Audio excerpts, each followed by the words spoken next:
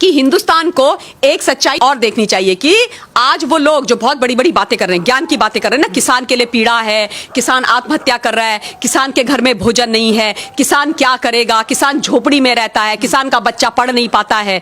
इतने सालों से, 70 सालों से इस देश का दोहन किया, इनको किसान का दर्द नहीं दिखाई दिया, इनको किसान की पीड़ा नहीं दिखाई दी। जब इन्होंने अपने बिचौलिए बिठाए मंडियों के अंदर इन्होंने इलेक्शंस नहीं होने दिए, वही लोग मंडियां इनकी कमिटियां चलाती रही और जो 100 रुपए का सामान होता था, जिसके 100 रुपए किसान को मिलने चाहिए थे, उसके 50 पैसे दिए, किसान को मरने के लिए छोड़ दिया। उसके बाद उस सामान को कोल्ड स्टोरेज में डाला, फसल को मार्केट में उसकी आवश्यकता बढ़ाई, उस 50 पैसे से लिया हुआ सामान 1000 में बेचा और हम तक पहुंचते पहुंचते वो 2000 का आ गया। 2000 में से किसान को कितना मिला? 50 पैसा। 50 पैसा। इन लोगों की बदौलत, ये बिचौलिए जो बैठे हुए हैं और इनके जो राजनीतिक आका बैठे हुए, उन लोगों की बदौलत, और जो आज सड़कों में खड़े होकर के चिल्ला रहे हैं, इसी बात का दर्द है, इसी बात का दर्द है। तब इनको किसानों की चिंता नहीं हुई। एक और बात बोलती हूं, 2004 से 2014 तक ये पता कीजिए हिंदुस्तान के इस हिंदुस्तान के हमारे किसानी कृषि मंत्री कौन थे? मैं बता देती हूं नाम, शरद पवार जी थे। और अब आप एक काम कीजिएगा, मैं ये डेटा मैं आपको नहीं बताऊंगी, आप तो 2004 टू 2014 तक ये निकालना कि कितने किसानों ने हिंदुस्तान के अंदर आत्महत्या करी, किस पूरे देश के अंदर और राज्यों के अंदर और खासतौर पे महाराष्ट्र के अंदर। निकालेंगे, दूध का दूध और पानी का पानी हो जाएगा, इनका काला चेहरा सामने आ जाएगा। शरद पवार जी सारे प्याज की सारी मंडियां कंट्रोल करते हैं, वहां पर सारी मंडियां कंट्रोल करते हैं और उसके बाद अगेन 50 पैसे में लेके उसकी होर्डिंग करते हैं, उसके बाद बेचते हैं। इन लोगों से प्रश्न नहीं किए जाने चाहिए?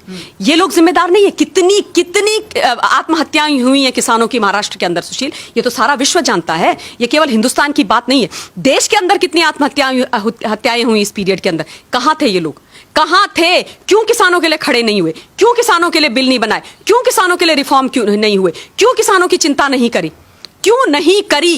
और आज एक प्रधानमंत्री, एक चाय बेचने वाले के बेटे ने जब इस देश में गरीबों के साथ, किसानों के साथ खड़ा होना शुरू करा, तो इनके दिलों के अंदर दर्द होने लग गया, इनको तकलीफ होने लग गई, और ये बिलों से बाहर निकल करके तो ऐसे आ रहे हैं जैसे पता नहीं क्या हो गया, क्योंकि इनके जो जहरीले फन है ना, वो कुचले जा रहे हैं। इसलिए तकलीफ है। आज किसान को जब उसका हक देने की बात आई है, तो किसान को तुम बरगलाओगे? खालिस्तानी बिठा दिए हैं भाई। सोचिए आप, सबसे पहले शुरुआत ही हुई थी खालिस्तानी, वो आकर के इस आंदोलन में बैठ गए। आप सोचो, जस्टिन ट्रूडो, कनाडा के प्रधानमंत्री का हिंदुस्तान के किसानों से और हमारे इंटरनल मैटर से क्या मामला है और क्या लेना देना है? उसका क्या लेना देना? जस्टिन ट्रूडो वहां से मैसेज भेज रहे हैं और पूरे देश में उसको, पूरे विश्व के अंदर उसको वायरल कर रहे हैं और अपना सपोर्ट जाहिर कर रहे हैं। और बाय द वे, वही जस्टिन ट्रूडो हैं ये, WTO में जस्टिन ट्रूडो ने MSP का विरोध किया, वहां विरोध करते हो और यहां पे एक वीडियो मैसेज भेज करके हमारे यहां के लोगों को बरगलाते हो। क्यों खालिस्तानियों का साथ दे रहे हो? क्यों खालिस्तानियों का साथ दे रहे हो? परेशानी यह है कि जयचंद हमारे देश में है, सुशील। जयचंद इस देश की धरती के अंदर बैठे हुए हैं। वो इस देश का, मां भारती का, यहाँ की जनता का, चाहे वो जवान हो, किसान हो, आम जनता हो, उसका भला नहीं चाहते, क्योंकि जिस दिन उसका भला हो गया ना, इनकी दुकानें, इनका रोजगार बंद हो जाएगा। इसलिए जब किसानों की बात आती है तो ये चले जाते हैं कनाडा। जब धारा 370 और 35 से हटाई जाती है तो ये बैठ जाते हैं चीन की गोद में। जब आतंकवाद करवाना होता है तो ये बैठ जाते हैं पाकिस्तान की गोद में। ये देशद्रोही हैं, ये देशद्रोही हैं। इनको पहचानना और इनकी खाल खींचना शब्दों के बाणों से और सच्चाई से बहुत ज्यादा आवश्यक है, बहुत ज्यादा आवश्यक है। क्योंकि जब तक हिंदुस्तान का आम नागरिक नहीं समझेगा, जनता नहीं बोलेगी, ये नहीं सीधे होने वाले हैं। इन्होंने दिखाना, योगेंद्र यादव, मिस्टर योगेंद्र यादव, आप बताओ ये कहां का किसान है भाई? मैंने तो आज तक इनको, मतलब आप पूछिए इनसे पूछिए कि इनकी कितनी बीघा जमीन है, इनको पूछिए बीघा होता क्या है, पूछिए आप इनसे, अंग्रेजी बोलते हैं एलीट, इनसे पूछिए बीघा क्या होता है, कितनी बीघा जमीन है आपकी, पूछो आप, और कहां पर है, और कितने आपके यहाँ, कितनी मतलब कभी आपने की है, कभी कोई रोपाई वोपाई की है कभी गांव में जाकर के? फसलों के, आपको पता है कौन से सीजन में कौन सी फसल होती है?